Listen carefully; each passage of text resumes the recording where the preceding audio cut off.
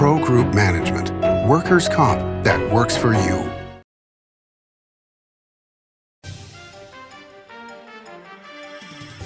Welcome to Nevada Newsmakers. On the broadcast today, Eric Hull joins us. He's general manager of Winnemucca Farms, and you won't believe what they're doing there with drones and satellites and a whole lot more. Here for the whole show on all new Nevada Newsmakers. Politicians, they hide behind commercials and social media, trying to act tough. A bunch of keyboard cowboys. They talk tough about immigration, but none of them have locked up or deported a single violent criminal. Not one. I've deported thousands. They closed schools, tied the hands of police, and wrecked our economy. I'm Joe Lombardo. I'm running for governor because we can do better. Nevada deserves better. Let's take our state back. Joe Lombardo for governor. Retail's impact on Nevada's economy? Enormous. 8,600 businesses, large and small, employing 145,000 workers. And last fiscal year, retail paid tax on nearly $60 billion in sales. We're the Retail Association of Nevada. We support retail, we help it grow, and we mean business. RANNV.org. Take a look at Pro Group Management and see how your workers' comp requirements can be met head-on. By taking a proactive approach, Pro Group can assure that your company is meeting or exceeding state and federal standards. As you move forward in your industry, Pro Group moves with you, simplifying regulatory tasks, clearing the way so you can get the job done and look to your future success. Pro Group Management, workers' comp that works for you. Liberals Steve Sisolak and Aaron Ford. Socialism out of control. Releasing violent criminals, special interests over our children, and crippling shutdowns on small businesses. It's time for a conservative approach. Republican Tisha Black. A mom who will put our kids first. A self-made businesswoman who will stop government overreach. And Tisha backs the blue. She'll get tough on crime. Tisha Black, the conservative choice for Attorney General. This is Nevada Newsmakers with host Sam Shad, a no-holds-barred political forum. Now, from the Nevada Newsmakers broadcast headquarters, here is Sam Shad. And back on Nevada Newsmakers, we're delighted to welcome to the program for the first time Eric Hull. He is general manager of Winnemucca Farms. And Eric, the first time I heard of Winnemucca Farms was many, many moons ago when I was a DJ with a mobile music company. And I came out and did a wedding, I believe, for the family that owned Winnemucca Farms. And at that point in time, they were just potatoes, but they were still a big company. Tell me what Winnemucca Farms is these days and who owns it.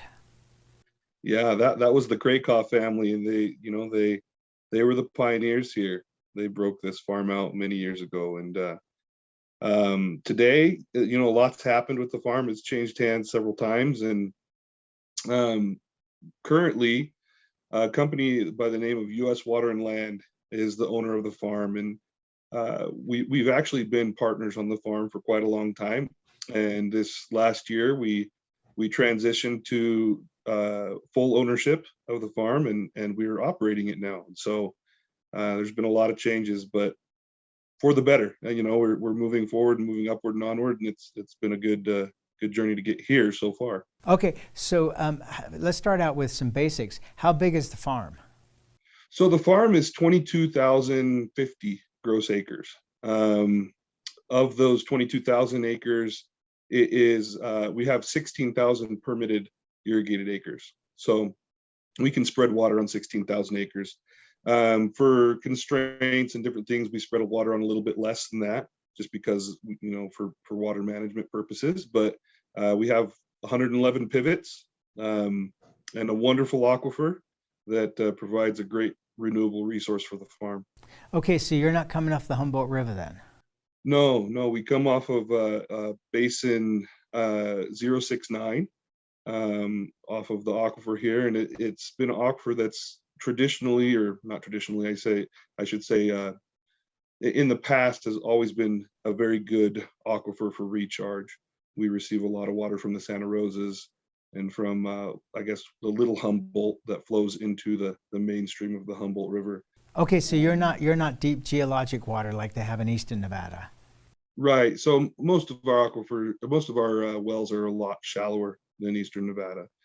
We have static levels at 100 feet, and our wells are 300 feet max. All right, so tell me what you're growing out there on the farm. Right. So we're working on diversifying quite a bit, but currently we farm alfalfa as a staple. Right. Not many people realize that alfalfa is a huge export of the state of Nevada. I used to work in the hay export industry, and I would have customers from Japan and China and Korea and the Middle East request high desert alfalfa from Nevada. So there's something we can all be proud of, is we're known throughout the world here in Nevada for high quality forage. Um, After alfalfa, we produce some corn for a local feedlot.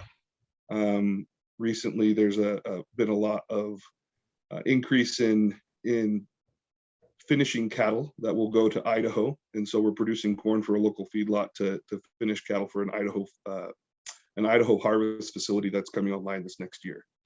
And then we produce potatoes for chipper potatoes.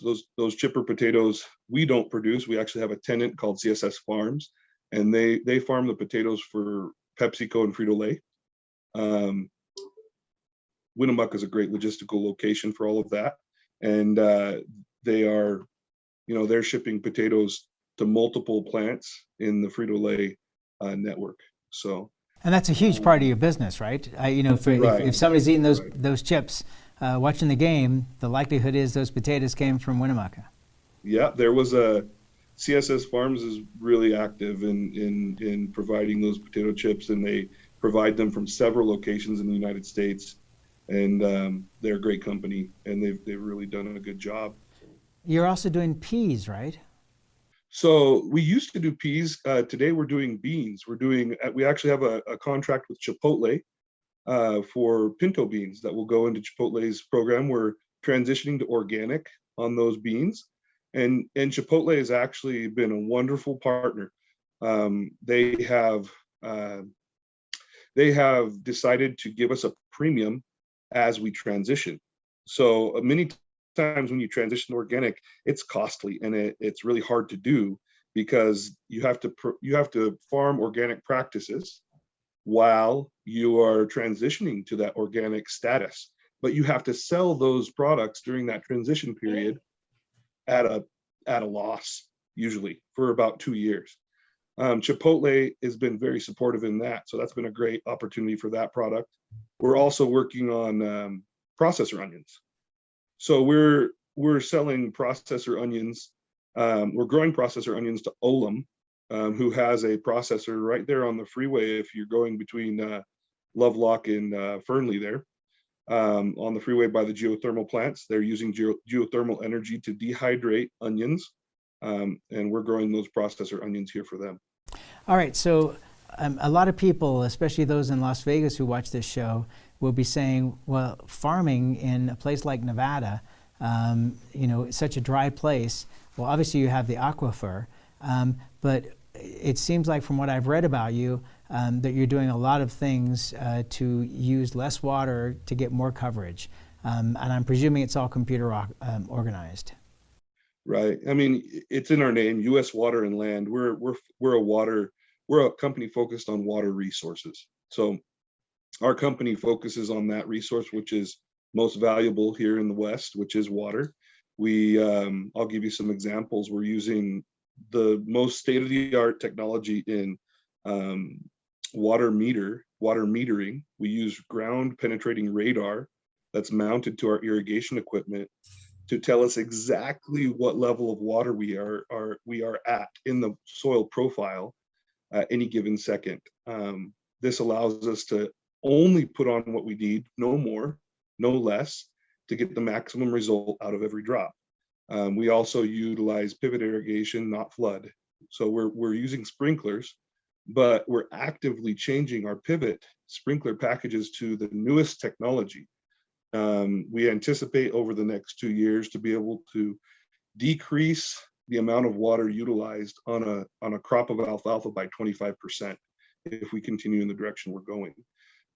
Then that water that we have can be used to grow more crops, which means that the effective amount of water used to grow a single ton of alfalfa or single pound of potatoes or a single pound of onions becomes much less, which means we're much more efficient with every drop of water. It's a good thing for us, and it's a good thing for our customers. Are you using either drone or satellite technology or both to be able to monitor this as well? Yeah, so we use satellite technology. There's a company called Planet Systems. They put up satellites all around the world, and they take imagery every single day. We receive imagery if there's no clouds. We can see all of our fields once a day from a satellite. We also have a pivot-mounted camera system that gives us visual data on every single pivot as it goes around. It takes 360 pictures of the plant so we can monitor water there. And then we also run a drone throughout the summer, about 3 times on our corn and several times on the other crops, alfalfa probably less. But that drone will give us amazing data. Like, it will tell us the number of corn plants per acre. It'll tell us if there is the presence of pests by the shift in color that the infrared cameras are reading. It's amazing technology that we're using, because I think many people don't realize we don't want to put pesticides on. We don't want to put herbicides on the fields. We don't want to do that. It costs money, and it's not healthy for us or people around us. So we put the minimum amount we can, and we don't rely on our human eyes to make those decisions. We rely on technology to tell us what at what point or what time or what threshold we should make those decisions. So it's the healthiest for our customer, the healthiest for our families who live here, and the healthiest for our employees who work here.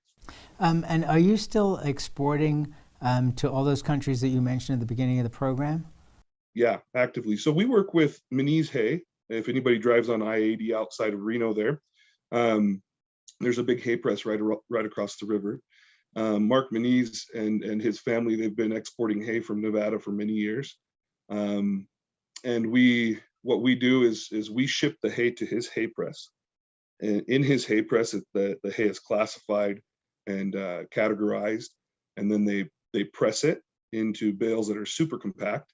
They put them in ocean-going containers, and then they ship them pretty much to every country that will take hay throughout the world. And some people might ask, like, that seems like a huge waste. But what most people don't realize is we spend more we use more fuel and energy getting the hay to the port of Oakland from Winnemucca, Nevada, than the amount of energy it takes to put it on a boat and ship it to China, because ocean shipping is so much more efficient. And it's pretty amazing. You can actually go 17 times the distance with an ocean-going vessel than you can with a truck over the road. So it's an amazing thing to be able to reach out and open those markets for Nevada. Are you having any problems? We see problems with the container ships piling up outside the port of Los Angeles. Are you having the same kind of problems being able to ship things out? Because I know that one of the problems has been a shortage of containers, empty containers. Very correct. That all has to do with the international situation in, for example, Shanghai. The city of Shanghai has been locked down, and if you can imagine how many boats are waiting to get into Shanghai right now, that just trickles down to the rest of the world. So there's a lot of demand for containers right now, and what I'm told is it's week to week. Whether or not they have a good week or a bad week, it just depends on what's going on, which can affect anything from buying a new pen to shipping product out of the port. So everybody's affected by that one. All right, let's take a break. We'll come back much more with Eric Hull. Fascinating discussion. It's great to hear what's going on out in the Winnemucca area. We'll be right back. Jesse Haw, conservative, businessman. Jesse has a plan to take Nevada from one of the worst states for election integrity to one of the best. He'll fight to pass voter ID, so everyone has to show identification to vote. And Jesse will work to make the practice of ballot harvesting a felony again. Join the fight to secure our elections. Elect Republican Jesse Haw. Nevada Secretary of State. The Nevada Builders Alliance has been protecting the interests of the construction industry for over 50 years. Our programs save members thousands of dollars every year and allow them to provide much-needed benefits to their employees. Our industry also allows Nevada to grow. If you're thinking about a career in the construction industry, reach out. And if you haven't thought of a career in construction, what are you waiting for? We are the Nevada Builders Alliance. Liberals and rhinos always attack me because I'm a real conservative. I'm John Lee. As your governor, I'll pass constitutional carry because you have the right to protect your life and loved ones. I'll shut down Planned Parenthood in our state, and I'll never allow Nevada to become a sanctuary state for abortions or illegal immigrants. I'm John Lee, and I promise you this, I'll always lead with conservative values and put Nevada first. Conservative John Lee for governor. I'm here at the Carson Valley Inn in Minden with Joey Whitaker, and you've got a lot of convention space and meeting breakout space for people. Tell us about what's available.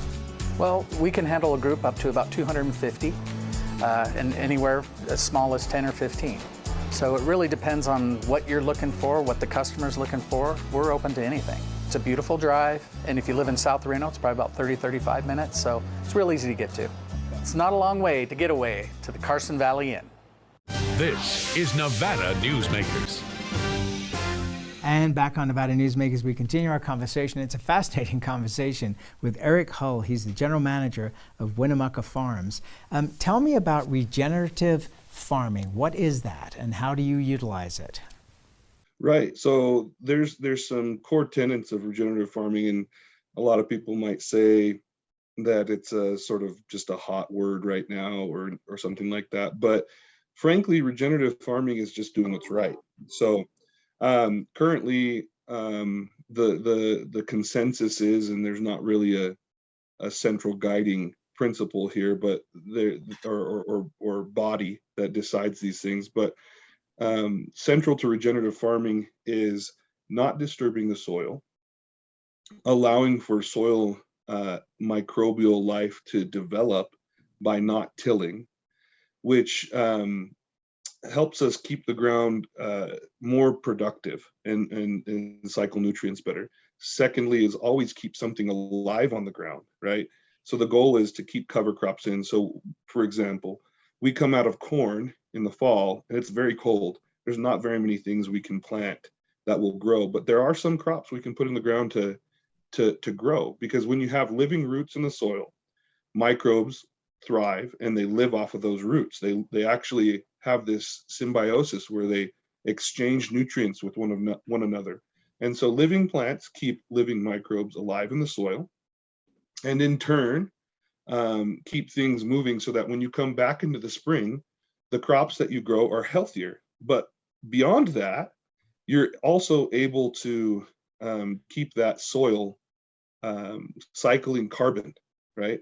So a big part of this regenerative agricultural movement is sequestering carbon that we as humanity, just as by nature, have released into the atmosphere by what we do. When we pick up our phone, we buy a phone, it's been produced by people, it's been shipped all over the world, carbon's been emitted. We drive our car to work, whatever we do, we're emitting carbon because we use fossil fuels. So regenerative farming is the method that we use to sequester as much carbon in the soil as possible and keep it there by not releasing it again through tillage. We also add animal pressure into that. So when we bring animals onto the soil, that cycle of nutrients and that cycle of carbon, it increases exponentially. And so that's one of the other tenets of regenerative farming, is bringing animals into play so that you are both feeding the dirt. You know, when a cow comes in and eats residue from corn crop or residue from an alfalfa field in the winter, they leave 80% of what they consume. So 80% of that is left on the ground as food for microbes that they then turn into usable food for plants, which then turns into usable food for you and me. So that's the tenet of regenerative farming. Okay, and that is the most discreet explanation of that I have ever heard. So basically the 80% is the manure, correct? 80% of the manure, yeah. Okay, so now do you have to leave fields fallow, or are you able to maintain from year to year? We're able to maintain, and actually the goal is not to leave things fallow. The goal is to find ways to utilize winter precipitation, for example. So this year we did a test. I went out into the desert and I planted cereal rye, which is a winter, it's called a vernalizing annual crop. So it only lives for 1 year, but it lives through the winter, right? And it grows through the winter. It can grow as long as daytime temperatures are above 32 degrees and nighttime temperatures are above 17 degrees, you'll see some growth in cereal rye, which is amazing, right? And in Nevada, when do we have moisture? We only have moisture in the winter. And so we're able, with no irrigation water, to produce 1.5 tons of biomass on desert ground. That's amazing. pretty remarkable. So we used a no-till seed drill, which not many people maybe realize what a no-till seed drill is. We don't have to do any tillage. We can go right through the desert and we can plant this grass and it'll get planted right into the soil perfectly. And we produced an amazing amount of carbon that can then either be just put back into the soil for soil health or grazed with cattle or utilized for carbon programs, which we're very active in. And there's some amazing things that can be done, I think, and we're just at the beginning of figuring out what can happen out here in the desert. All right, let's take another break. We'll be back more with Eric Hull. This is a great discussion after this timeout. Liberals Steve Sisolak and Aaron Ford. Socialism out of control. Releasing violent criminals, special interests over our children, and crippling shutdowns on small businesses. It's time for a conservative approach. Republican Tisha Black. A mom who will put our kids first. A self-made businesswoman who will stop government overreach. And Tisha backs the blue. She'll get tough on crime. Tisha Black, the conservative choice for Attorney General. Truck drivers are some of the hardest working people you'll meet, delivering over 70% of America's freight and 92% of Nevada's. When there's a natural disaster, they're delivering critical supplies to help those communities recover and rebuild. Every sector of the economy and our nation's military rely on truck drivers. So let's take a moment to say thank you. On the open road or city streets, our truck drivers are rolling to make our economy and our nation stronger. Trucking moves America forward. As you know, Reno is booming. Toll's development company is helping it grow with insightful design and development, building community with every project, adding beauty, adding excitement, emphasizing our shared humanity. Reno is becoming bigger. Toll's development is helping it become better, more livable, more enjoyable. To learn more, go to tollsdevelopment.com. tollsdevelopment.com. Politicians, they hide behind commercials and social media, trying to act tough. A bunch of keyboard cowboys. They talk tough about immigration, but none of them have locked up or deported a single violent criminal. Not one. I've deported thousands. They closed schools, tied the hands of police, and wrecked our economy. I'm Joe Lombardo. I'm running for governor because we can do better. Nevada deserves better. Let's take our state back. Joe Lombardo for governor. This is Nevada Newsmakers. And back on Nevada Newsmakers, I got to give praise to LinkedIn because I found Eric Hull there. He's the general manager of Winnemucca Farms, and he had such interesting information there about Winnemucca Farms that I really wanted to get him on the program. You brought up flood irrigation earlier in this discussion, and that has always driven me crazy that at the end of the Humboldt Sink, all the farmers used the water for flood irrigation, but nothing was able to be trapped and saved. It was just going down in the sink. What's your thoughts on that? You know what?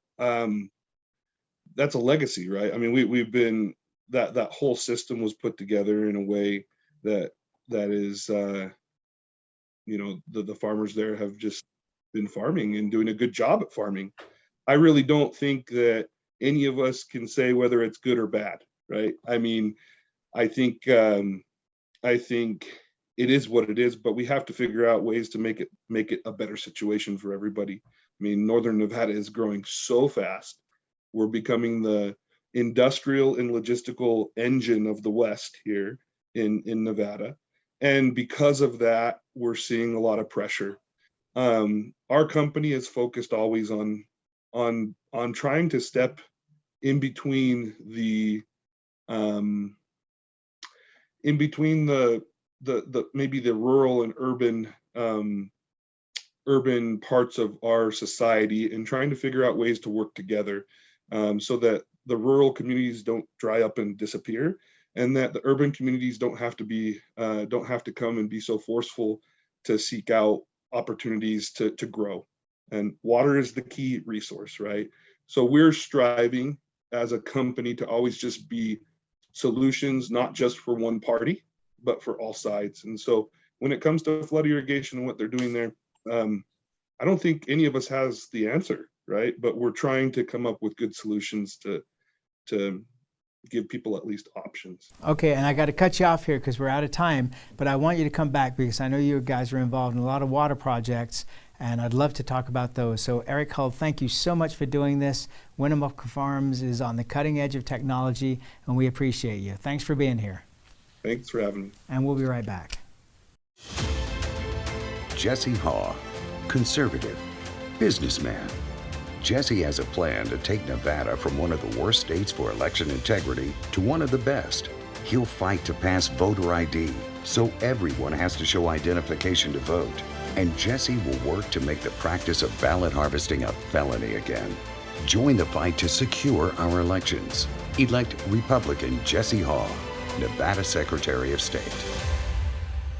Ahern Rentals began as Signal Gas Station on Las Vegas Boulevard. Founder John Ahern grew the business by offering rentals. His son Don built on John's legacy, growing Ahern Rentals into the largest independently owned American rental company, with 89 locations in 30 states. Don also brought his experience and vision to equipment manufacturing with Extreme Manufacturing and Snorkel. Today, Ahern Rentals continues to bring its family values to a new generation. Learn more at ahern.com. With Nevada's only transplant center and verified burn center, the science is here. With award-winning cardiologist and the state's only dedicated heart failure clinic, the talent is here. With Nevada's most advanced robotic surgery, the technology is here. And with the Silver State's only designated pediatric trauma center, hope is here. All because we are here. UMC. The Do It Right guys at Nevada Heating have one mission. Your air conditioner breaks down today. We fix it today. Why sweat for days while your air is down when Nevada Heating can get the job done today and you can get cool again?